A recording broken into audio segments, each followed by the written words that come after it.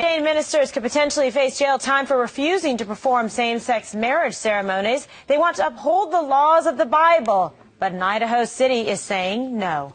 Fox News Radio's Todd Starns has been following this story. He joins us right now with the very latest, and he is the author of Godless America. Good morning to you. Good morning. Welcome back to New York City from Los Angeles. Thank goodness. Nothing like the red eye. All right, and congrats on the book. You've been out in Idaho, and this husband and wife ministers, they've operated this place called the Hitching Post for years.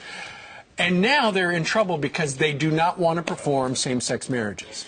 That's right, and it wasn't a big issue until a few weeks ago when the law went into effect legalizing same-sex marriages. And the rule there, they have a non-discrimination law in Coeur d'Alene, Idaho, says if you've been 180 days in jail, if you get 180 days in jail if you disobey the law, and you also get a $1,000 daily fine. So this is the big issue they're facing there in Idaho. This is a very interesting legal story, and from my perspective as an attorney.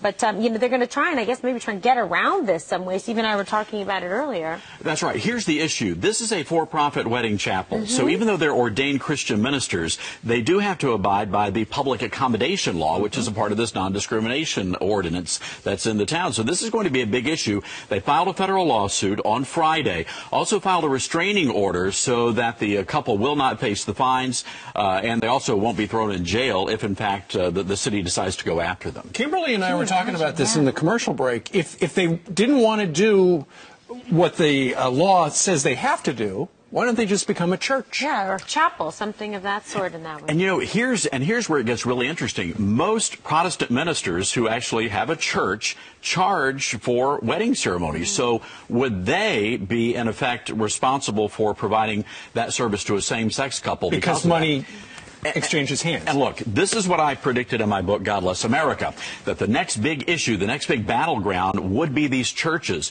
where the LGBT activist would be going forward and saying, hey, look, if you're going to do this for heterosexual couples, you've got to do it for gay couples. But right now the law is clear. The law is clear, and so it'll be interesting to see how this plays out in the federal court. The Alliance Defending Freedom representing this couple, they filed the lawsuit late Friday night. This could be very interesting, especially coming on the heels of what happened in Houston, where they've subpoenaed those pastors, their sermons, and now their speeches that deal with homosexuality. Yeah, this is a unique case. I think this is interesting in terms of, legal perspective and the ramifications for it. We've seen it right here, with this couple. That's right.